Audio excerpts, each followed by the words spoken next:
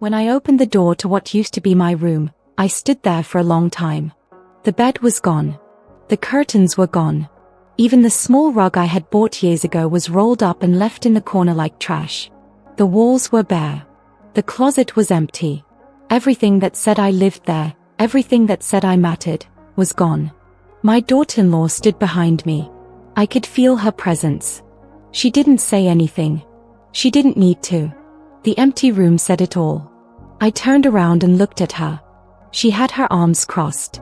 Her face was calm. Not angry. Not guilty. Just calm. Like this was normal.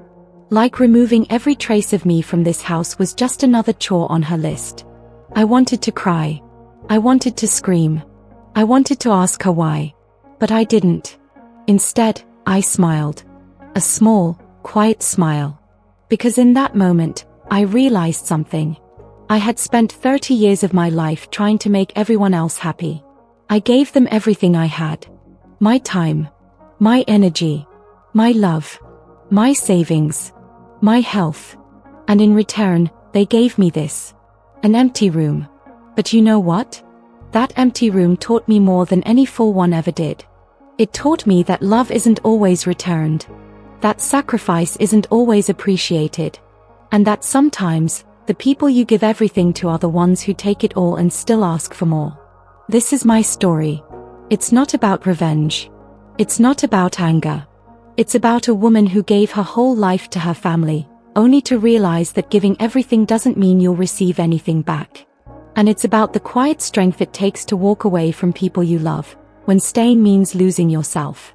Let me take you back. Back to where it all began. Back to when my house was full of laughter, and I thought I was building a family that would never let me go. My name is Margaret. But everyone calls me Maggie. I'm 62 years old now. I've lived in the same town my whole life. I got married when I was 23 to a man named Robert. He was kind. Quiet. A hard-working man who loved his family. We had one son together. His name is David. David was my world. From the moment he was born, I poured everything into him. I stayed up with him when he was sick. I drove him to school every morning. I packed his lunches with little notes inside. I went to every soccer game, every school play, every parent-teacher meeting. Robert worked long hours to provide for us, so most of the parenting fell on me. And I didn't mind. I loved it. When David was little, he used to tell me he would take care of me when I got old. He said he would build me a big house with a garden, and I could live there forever. I would laugh and ruffle his hair. But deep down, I believed him. I believed that the love I was giving him would come back to me one day. Robert passed away when David was 25. It was sudden. A heart attack. One day he was here, and the next day he was gone. I was 50 years old. David had just graduated from college and started his first job. The house felt so empty without Robert. But David stayed close. He called me every day. He came over on weekends. He told me I would never be alone. 2 years later, David met a woman named Jessica. She was beautiful. Confident. She worked in marketing. She wore high heels and carried expensive handbags. She smiled a lot, but her smile never quite reached her eyes. At least, that's what I noticed. But David was in love. And when your child is in love, you don't say anything. You smile. You welcome the person into your life. You try your best. They got married a year after they met. The wedding was beautiful. I paid for half of it. I wanted David to have the wedding he dreamed of. Jessica's parents paid for the other half. They were wealthy. They lived in a big house in the city. They looked at me like I was less. Like I didn't belong in their world. But I didn't care. I was there for David. That's all that mattered. After the wedding, David and Jessica moved into a small apartment. I visited them often. I brought food. I helped them decorate. I babysat their dog when they went on trips. Jessica was polite to me. She said thank you. She smiled. But there was always a distance. A coldness. I told myself it was just her personality. Some people are warm, and some people are not. I tried not to take it personally. 3 years into their marriage, Jessica got pregnant. I was so happy. I was going to be a grandmother. I knitted blankets. I bought clothes. I read books about how to be a good grandparent. I dreamed about holding that baby. About watching them grow. About being part of their life. When the baby was born, it was a girl. They named her Emma. She was perfect. Tiny fingers. Tiny toes. A soft cry that made my heart ache with love. I went to the hospital the day she was born. I held her in my arms, and I cried. I cried because I was happy. Because I thought this was the beginning of something beautiful. But things didn't go the way I thought they would. A few months after Emma was born, Jessica called me. She sounded tired. She said she needed help. She said taking care of a baby was harder than she expected. She asked if I could come stay with them for a while. Just to help out. Just until they got the hang of things. I said yes immediately. I packed my bags that same day. I moved into their apartment. It was small, but I didn't mind. I slept on the couch. I woke up early every morning to help with Emma. I changed her diapers. I fed her bottles. I rocked her to sleep when she cried in the middle of the night. I cooked meals for David and Jessica. I cleaned the apartment. I did the laundry. Jessica seemed relieved. She could sleep more. She could go back to work without worrying. David was grateful too. He hugged me one day and said, "Mom, I don't know what we'd do without you." I felt needed. I felt important. I felt like I was doing what mothers do. Taking care of their children. Helping them through the hard times. But as the months went on, something started to change. Jessica stopped saying thank you. She stopped smiling at me. She started giving me instructions. Not requests. Instructions. Maggie, Emma needs to eat at exactly 6 o'clock. Not 6:15. 6 o'clock. Maggie, don't hold her too much. You'll spoil her. Maggie, wash the bottles this way. Not that way. This way. At first, I thought she was just stressed. New mothers are stressed. I understood that. So I nodded. I followed her instructions. I tried to do everything the way she wanted. But it didn't stop. It got worse. One day, I was folding laundry in the living room. Emma was napping in her crib. Jessica came home from work. She looked at the laundry basket and frowned. "Why are you folding the towels like that?" she asked. I looked down at the towels. They were folded neatly. The way I had always folded them. I don't know, I said. Is there a problem? They need to be folded in thirds. Not halves. In thirds. So they fit in the closet properly. I stared at her.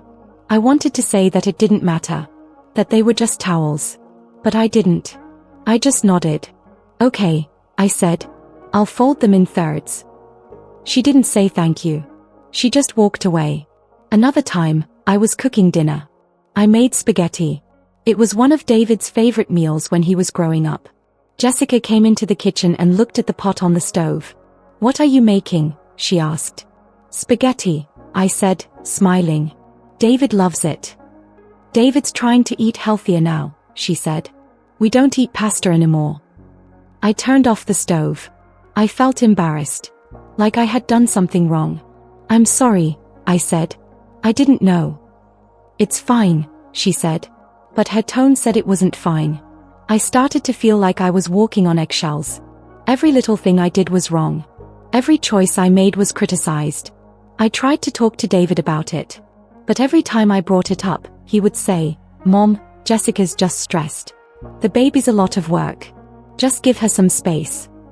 So I gave her space. I stayed quiet. I did what I was told. I tried to be invisible. But then, Jessica got pregnant again. Rising conflict continued, the second baby.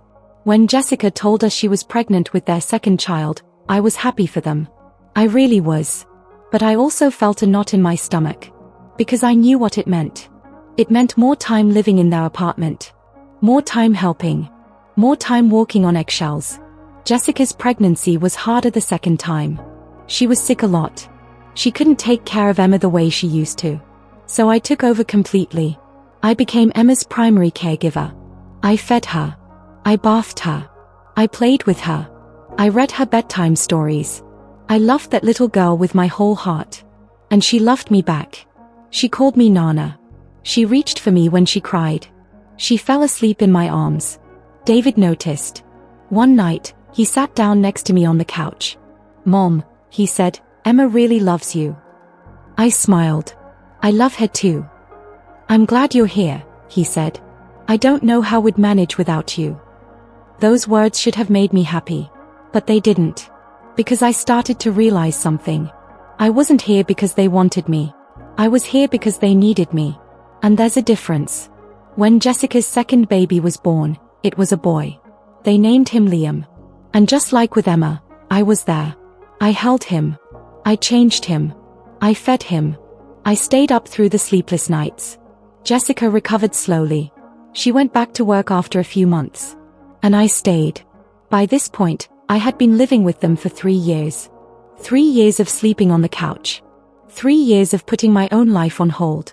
3 years of giving everything I had to help them build their family. But something inside me was starting to break. I felt tired. Not just physically. Emotionally. I felt like I was disappearing. Like I didn't exist outside of being a helper. A babysitter. A maid. I started to think about my own house. The house Robert and I had built together. The house where I raised David. It was still there. Empty. Waiting for me. I thought about going back. About having my own space again. About sleeping in my own bed. But every time I thought about leaving, I felt guilty. Who would take care of Emma and Liam? Who would help David and Jessica? They needed me. And isn't that what mothers do? Sacrifice themselves for their children? So I stayed. Turning point. The conversation that changed everything. It was a Friday evening. David was working late. Jessica was in the kitchen, preparing bottles for Liam. Emma was playing with her toys in the living room. I was sitting on the couch, folding laundry. Again. Jessica walked into the living room. She stood in front of me. Her arms were crossed. She had that look on her face. The one that said she wanted to talk about something serious. "Maggie," she said, "we need to discuss something." I put down the towel I was folding. My heart started to beat faster. I didn't know why. But I could feel that something was coming. "Okay," I said. She sat down across from me. She didn't look me in the eye. She looked at the floor. "David and I have been talking," she said. "And we think it's time for us to have our own space. As a family." I didn't say anything. I just stared at her. "We really appreciate everything you've done for us," she continued. "But the kids are getting older now. And we need to figure out our own routine. Our own way of doing things." I felt like someone had punched me in the stomach. I couldn't breathe. I couldn't think. Are you asking me to leave?" I finally said. "We're not asking you to leave forever," she said quickly. "We're just saying that maybe it's time for you to go back to your own house. You've been here for 3 years, Maggie. Don't you miss your own space?" I wanted to scream. I wanted to say, "I stayed because you asked me to. I gave up my life to help you." But I didn't. I just sat there. Silent. Shocked. "When?" I asked quietly. "We were thinking, next month," she said. "That gives you time to pack. To get your house ready." Next month. For weeks. After 3 years of giving them everything, they were giving me 4 weeks. "Does David know about this?" I asked. She nodded. "Yes. We talked about it. He agrees." That hurt the most. Not that Jessica wanted me gone. But that David agreed. My son. The boy I raised. The boy who promised to take care of me. He agreed. "Okay," I said. My voice was barely a whisper. "Okay." Jessica stood up. She looked relieved. Like a weight had been lifted off her shoulders. "Thank you for understanding," she said. But I didn't understand. I didn't understand at all. That night, I lay on the couch in the dark. I could hear Emma and Liam sleeping in their rooms. I could hear David and Jessica talking softly in their bedroom. And I realized something. I had become invisible. I had given so much of myself that there was nothing left. And now that they didn't need me anymore, they were throwing me away. Turning point. Continued, the month of silence. The next 4 weeks were the hardest of my life. I didn't talk much. I just went through the motions. I took care of Emma and Liam. I cooked. I cleaned. I packed my things slowly. A little bit each day. David didn't bring it up. He acted like everything was normal. He came home from work. He played with the kids. He kissed Jessica. He said goodnight to me. But he never asked how I felt. He never asked if I was okay. He just let it happen. I wanted to talk to him. I wanted to sit him down and say, "Do you remember when you were little? Do you remember all the nights I stayed up with you when you were sick? Do you remember all the sacrifices I made? Do you remember when you told me you'd take care of me?" But I didn't. Because I realized that it wouldn't change anything. He had made his choice. And his choice was Jessica. His choice was his new family. And I wasn't part of it anymore. 2 weeks before I was supposed to leave, Jessica started moving things around in the apartment. She was rearranging furniture. She was redecorating. She was erasing me before I even left. One day, I came back from taking Emma to the park. I walked into the apartment, and I noticed something. The couch I had been sleeping on was gone. There was a new couch in its place. A smaller one. A prettier one. One that clearly wasn't meant for sleeping.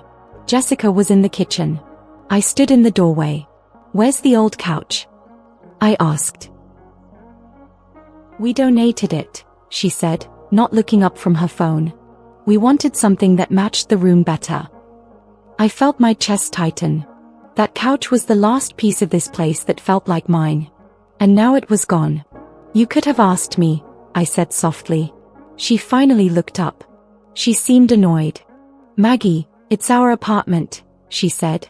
"We don't need to ask permission to change our own furniture." She was right. It was their apartment. Not mine. It had never been mine. I didn't say anything else. I just walked away. The day I was supposed to leave finally came. I had packed everything. My clothes. My books. The few personal items I had brought with me. Everything fit into 2 suitcases and a box. 3 years of my life, packed into 2 suitcases and a box.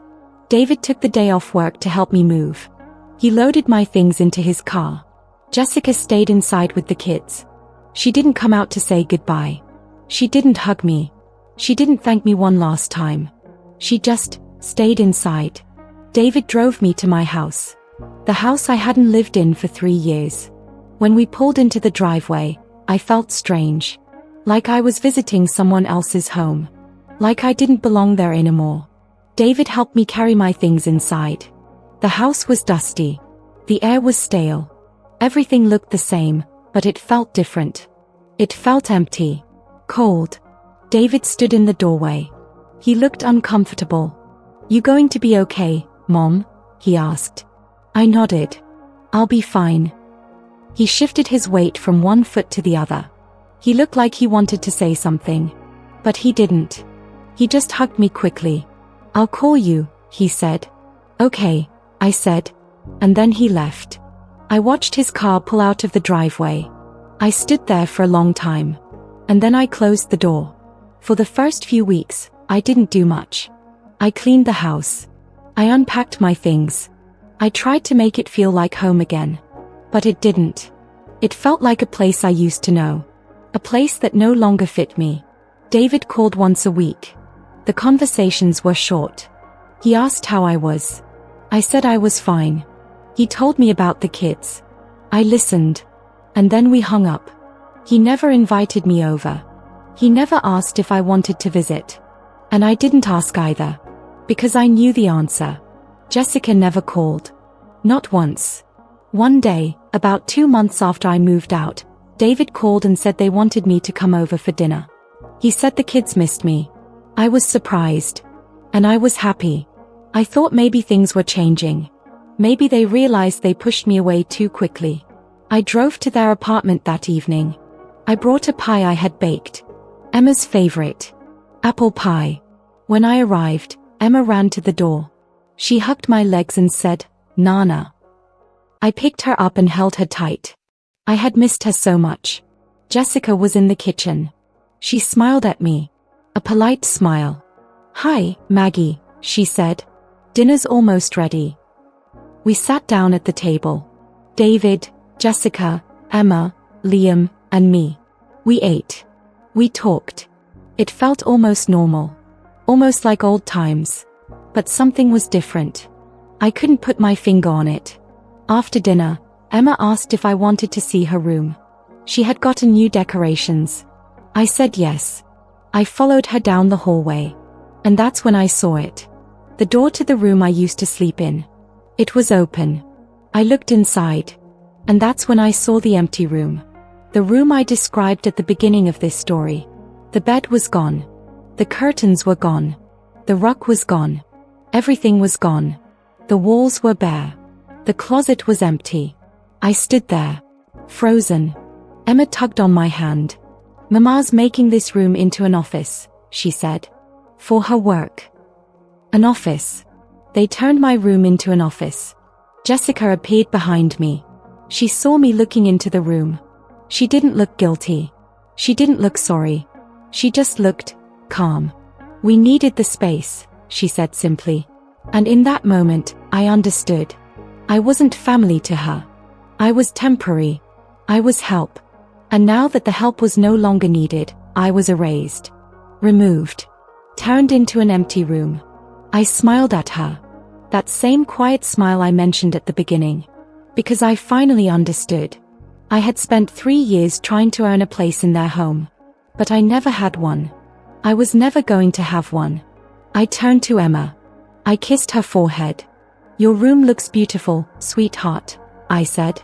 And then I walked out. I said goodbye to David. I thanked them for dinner. And I drove home. That night, I sat in my living room. I didn't cry. I thought I would. But I didn't. Instead, I felt something else. Something I hadn't felt in a long time. Relief. I was relieved. Because I finally saw the truth.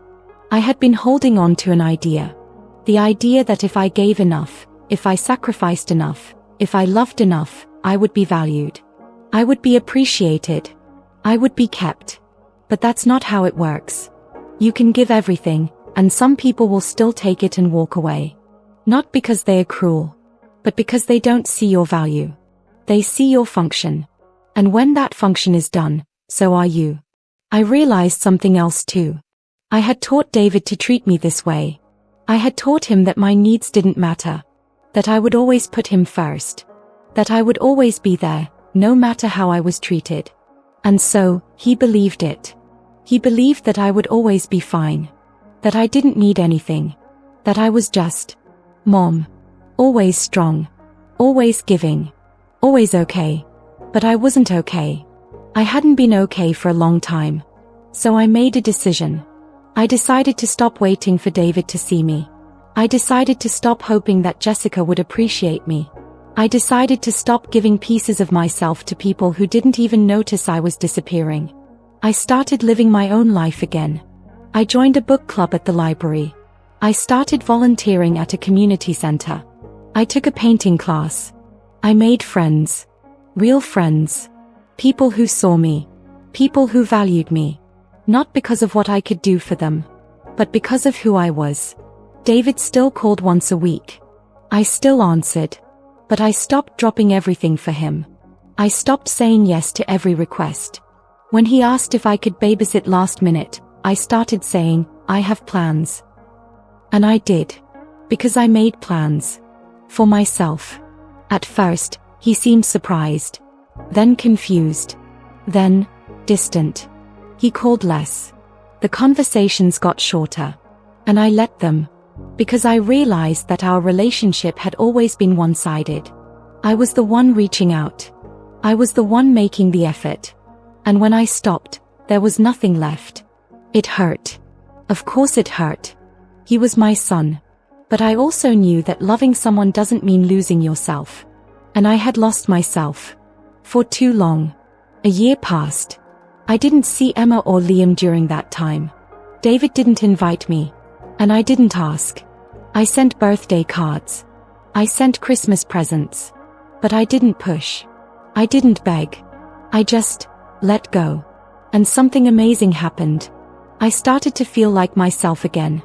I started to remember who I was before I became someone's mother. Before I became someone's helper. I remembered that I liked reading. That I liked painting. That I liked quiet mornings with coffee and long walks in the park. I remembered that I was a person. Not just a function. One afternoon, I was at the community center. I was helping organize a charity event. I was laughing with a group of women I had become friends with. And my phone rang. It was David. I almost didn't answer. But I did. "Hi, David," I said. "Mom," he said. His voice sounded different. Strained. "Can we talk?" "I'm actually in the middle of something," I said. "Can I call you back later?" There was a pause. "It's important," he said. I excused myself from the group and stepped outside. "Okay," I said. "What's going on?" Another pause. And then he said something I never expected. "Jessica and I are having problems." I didn't say anything. I just listened. "She's been distant," he continued. "We fight a lot. About everything. About the kids. About money. About stupid things.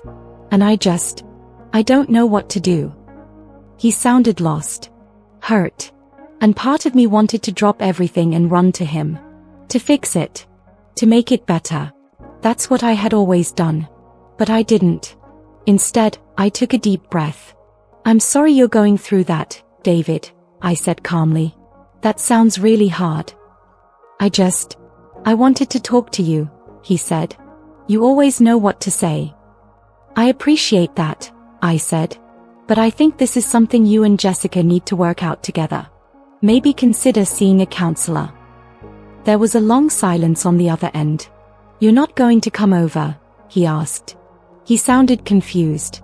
Almost hurt. "No," I said gently. "I'm not." "Why not?" I closed my eyes. And I said something I should have said a long time ago. "Because, David, I spent 3 years of my life putting yours first. I gave up my home. My routine. My peace. I did everything I could to help you and Jessica build your family. And when you didn't need me anymore, you let me go. You didn't ask how I felt. You didn't check on me.